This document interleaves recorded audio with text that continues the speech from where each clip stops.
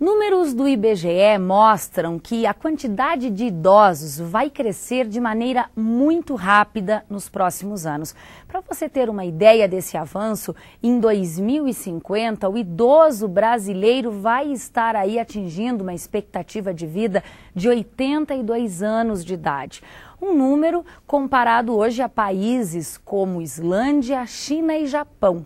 Para promover a saúde e a qualidade de vida do idoso, foi lançado ontem no CREAT o livro Segredos para Envelhecer Bem. Quais os segredos para envelhecer bem? O caminho para um envelhecimento bem-sucedido é a prevenção de doenças e a qualidade de vida, de acordo com esta pesquisadora da área do envelhecimento humano.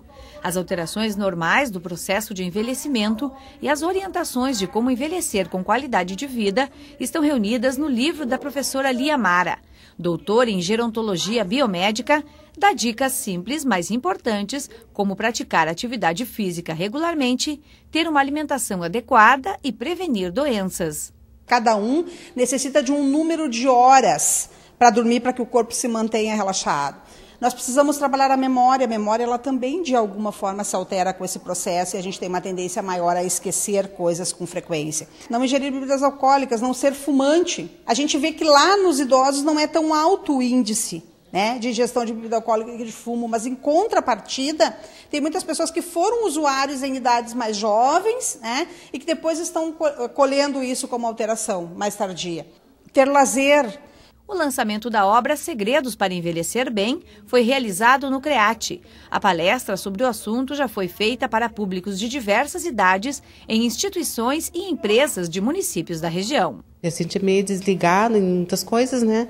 Então a gente está aprendendo bastante, né? Eu inclusive, estou adorando a palestra. Desde que eu comecei o CREAT, eu sou mais ativa. O essencial para mim é o exercício. Eu faço o Pilates, eu faço a funcional, né? Que é muito bom. E a população do mundo todo com mais de 60 anos deve triplicar e alcançar a marca de 2 bilhões de pessoas até 2050. Ao contrário dos países desenvolvidos, chegar a esse momento da vida, a velhice no Brasil, é estar acompanhado de problemas de saúde e problemas sociais.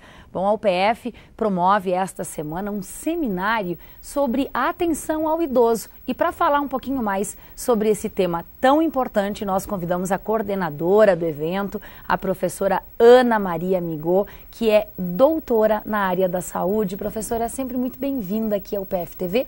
É um prazer lhe receber aqui. O prazer é meu estar aqui e para falar dos mais variados assuntos e falar sobre o amadurecimento, vamos dizer assim, da população brasileira, é falar para uma das questões importantes de conhecer essas questões, né?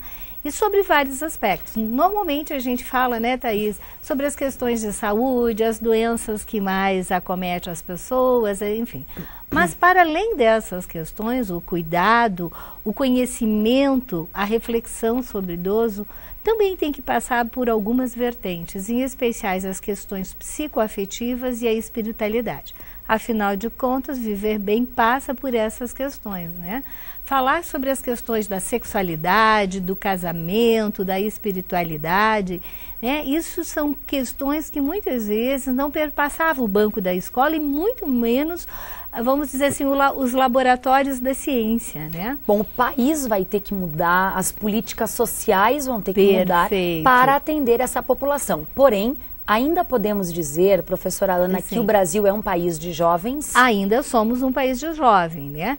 Mas, como nós mesmos vimos, né, a população, né, a pirâmide, as questões demográficas, elas estão mais se achatando, ou seja, mais se aproximando de uma idade da outra, né, de um período do outro, né. Então, sim, nós seremos, acho que já seremos daqui um tempo um país de maduros, vamos dizer assim, né.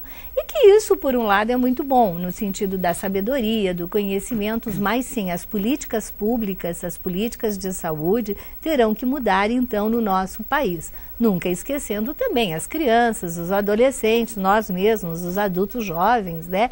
E os adultos. Bom, são 26 milhões de idosos no Brasil. A região sul é a que tem as pessoas que vivem por mais tempo são 14,4% da população, e é preciso que a escola também se envolva, e é um pouco disso que vocês vão discutir neste seminário de atenção ao idoso? Também. Nós vamos estar discutindo as questões psicoafetivas, né?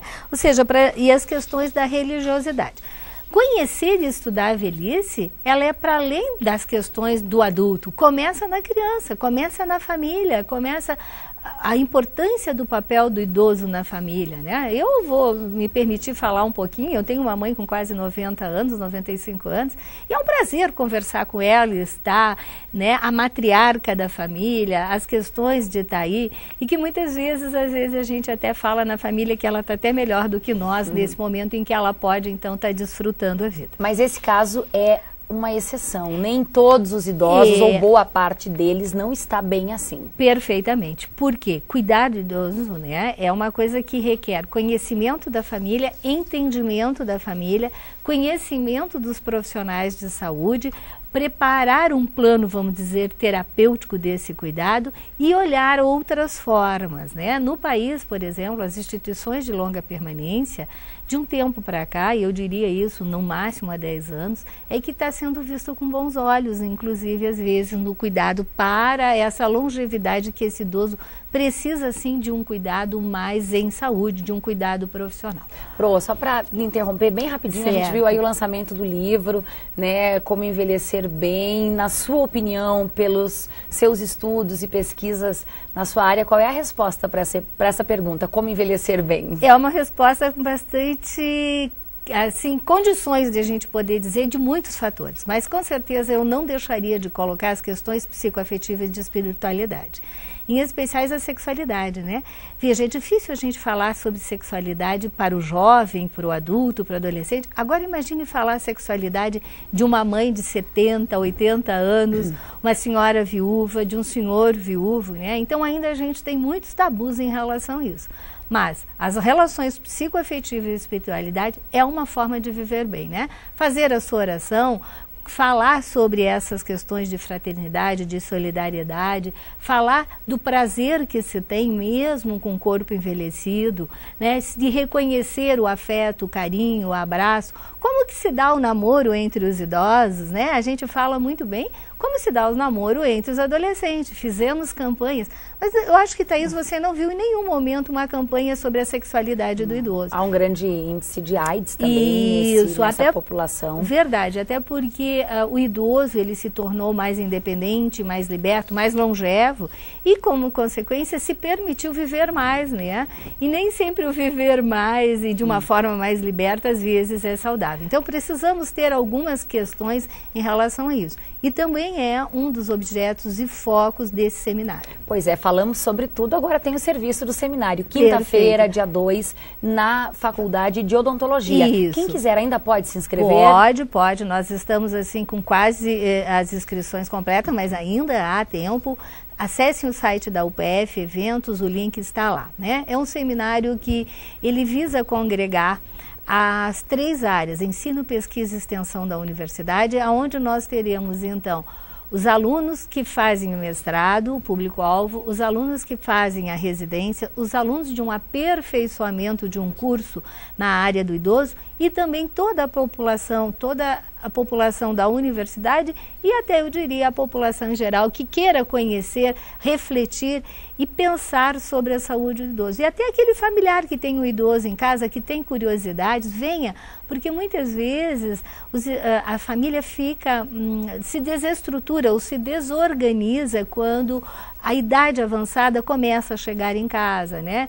Com a forma com que o idoso tem que se expressar, com a forma afetiva, com a forma emocional e até neurológica, né? E isso às vezes acaba trazendo alguns transtornos.